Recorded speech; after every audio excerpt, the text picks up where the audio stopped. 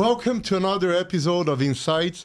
Today I have here a very, very special guest, Enrique Juarez, my husband. Don't worry, we're not going to talk about relationships. We're going to talk about careers. Enrique, thank you so much for doing this. Thank you for the invite. And actually, we're going to talk a lot about relationships, but not ours only, but relationships at work. Thank you so much. The idea today is to talk about our lives as professionals, as executives. And, we talked a lot about the fact that I only had one company in my entire professional life. I worked for FedEx for over 33 years. But you did work for many companies. So why don't you tell us to start about your career? Well, as you said, my professional career is just exactly the opposite of yours. Instead of staying in one single company, my first job was working for a company called, everything started in Mexico City, working for Richardson Biggs, which was at the time a subsidiary of Procter & Gamble. Later on, I moved to Procter & Gamble, worked in finance, in marketing, moved to an advertising agency for a little while, John & Rubicam, then moved to this, one of the top market research companies, globally speaking, Nielsen, AC Nielsen, to later on move to one of the first major studios at the time, Warner Bros., then NBCUniversal, and finally 20th Century Fox. Too many companies. But in reality, it has been a great experience. I always worried about moving to a different company because over the years, I had the chance to build my own image, my own reputation. And then at some point inside FedEx, everybody knew Guy. How was it, Enrique, just moving from one company to another, kind of starting all over again? Absolutely. It's terrifying because when you work in a company, you feel that you have already created an image, you create a reputation, and more than anything, you know how to maneuver inside a company. You know the right people, you know how to talk to people, how everything works. And then you go to a different place, and it's like starting all over again. It was really stressful until the first major change for me was when I left Procter & Gamble. I worked for that company for many, many, many years, which is an amazing company. Back at the time, that company, when the technology companies were not as big as they are nowadays, working for Procter & Gamble was the job dream for most of kids in any place in the world. Top 10, one of the top 10 that most of my companies to work for in the world. So it was a major change. It was a lot of stress.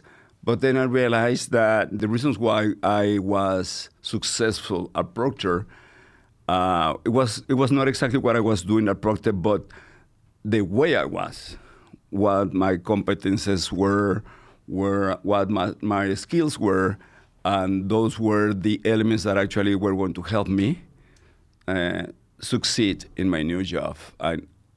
Once I learned that or I understood that, the things started getting easier.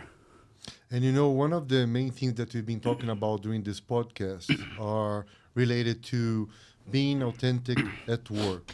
And of course, industries are different. I come from transportation and logistics. You come from the main studios, so completely different environment. How was it for you, Enrique, dealing with yourself and who you are and building your new image and your reputation every time you changed companies? Right. I think that companies are not better or worse. It's just simply the way they work. Most of the companies I have worked for some reason or another, tend to be very employee-focused, not truly incorporating the family of the employees into the life of the organizations. So I think that actually, in terms of being more open about my life, make it easier because it was very rare that I felt the pressure by my peers to be more open because nobody was discussing about their family lives. Never felt any pressure to talk about your own personal life? And I understand because I came from a time of the don't ask, don't tell. So as far as you do a good job, nobody's going to ask you much. Or if they ask, at least in my case, I did have to go around and make up stories. As you said, FedEx was very different from the companies you worked for. We had a family day that everybody had to come and bring their families. Right. So it's very difficult for you if you have a different type of family and you want to be authentic to be part of it. But that was not your experience. Your experience was completely different. I was never invited to any of those events, actually. Right, you were not. Well, actually, my last few years were working for some of the largest Hollywood studios. And in Hollywood, it's like being gay there's nothing uncommon. It's not a secret. It's part of their lives. Maybe that is why it was irrelevant to talk about that, because it was more natural. But also maybe because in other organizations and in other times, people felt the pressure of being more open. And since in the studios, everybody was open, maybe the whole concept of talking about family was a way of forcing others to talk about their personal lives, which was irrelevant, or it was not necessary in the studios. Maybe that's why the culture changed a little bit in that industry, or it's different a little bit in that industry where best not to discuss family things, so not to put people on the spot. How was the transition to retirement? Well, we're talking a major thing, and that's a very different thing. Retiring has been difficult. There have been many different stages. I think that the major one was to understand that not working for, in my specific case, not working for an international corporation and not having a senior executive title was not going to diminish my life or my story. That was something for me to learn, to go through that process. It was very difficult at first, until I understood actually that many times we discuss about how important is or was a title in your life. But in reality, a company gives you that title. They give you that title because of who you are. What are your qualifications, are your skills, and the way you are. Of course, all that takes you through achieving. But in reality, you are who you are. And being in a corporation or not being in a corporation and having a title or not having a title doesn't change anything. You are still the same person. But you have to understand that. At the very beginning, most people don't realize that. It's like, who I am now. It's like, I don't have the last name of that major corporation. I don't have the last name of that senior executive title. Who I am now. But reality is, you are exactly the same person. The elements on you, on your personality that made you that individual, successful executive in a corporation, you are still the same person. But that takes a process. And that process, you said, had phases. Can we talk a little bit more about what those phases were? I think that at first was putting a lot of pressure on my own, saying, I had to go back to do something like that, because without that, I'm nothing. And without having that job or working for a major corporation on those senior positions, I'm nothing. I'm not that relevant. So it's like, I need to go back. First, that was the first process. Then realizing that in reality is that I'm sort of enjoying having the opportunity of doing something else with my life. I disagree with people say, but you're doing nothing. No, there are always things that you are doing, and things that are relevant, and things that have value. And as long as they have value to you, that's what matters. I mean, it might be watering a plant. It might be as important as leading a company in the sense of the level of happiness that provides you. Maybe at some point in your life, I mean, being a president of an organization was giving you that level of achievement, that level of fulfillment. But now, just taking care of your house might be fantastic. It's just that you need to find happiness and joy on everything you do. How long do you think it took for you, Enrique, to get to that first phase all the way to I am really happy with what I do today? I'm still in that process. I think that it's been a few years already since I stopped working for major corporations, and I'm still trying to find my way, trying to find my own happiness. And you went through that process yourself, and you kind of went through that process again with me. Because as I left FedEx, and I was going through my own process of, I call it a catharsis because it's a transformation. It's finding yourself again after the title, right? And you did it very silently. And I know it was not easy. While I did it very openly, right? I had my own process of creating videos about my mentors, about my stories, and it was a way for me to put it out there and to use that time to find myself. And I think that's the great point that you put. You have to find yourself.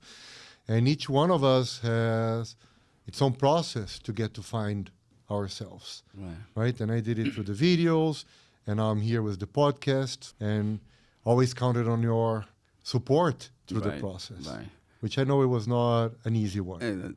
Yeah, but again, it's not easy, not because you are a difficult person. It's just because that is difficult. That is a difficult process for everyone. I mean, for good and bad, I went through the similar process sooner than you, earlier than you.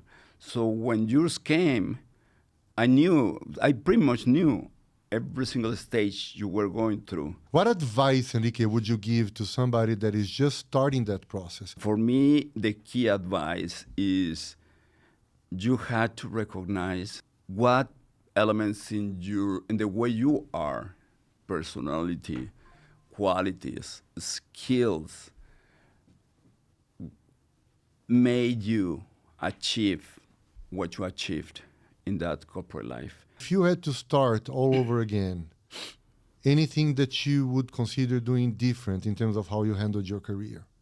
Well, I think that something that I believe in my case I did right for many years is, since I was almost a little kid, I sort of visualized, or I had a vision of what I wanted to be, but a little bit specific. I mean, what type of company I wanted to work for, what type of job I wanted to do, how I wanted to look like in the future. And actually that was a driver on taking decisions. That was a driver that empowered my decisions. And that's something that at some point I sort of stopped investing enough time on recalibrating those visions. And I think that my advice would be always make a stop at different points in life and revisit that vision of yourself and make changes because it's totally fine, it's totally fair, and all the surroundings are changing every day. So we talked a lot about your transition and how you managed it. Talked a lot about you. Anything that you would ask publicly, because I know you ask at home, but publicly about myself? Sure. I would like to know where you think you are in your own process of after corporate life. At what level of happiness, of fulfillment you are, and you think that you are already getting some clarity on what you want to do next? Almost. Almost.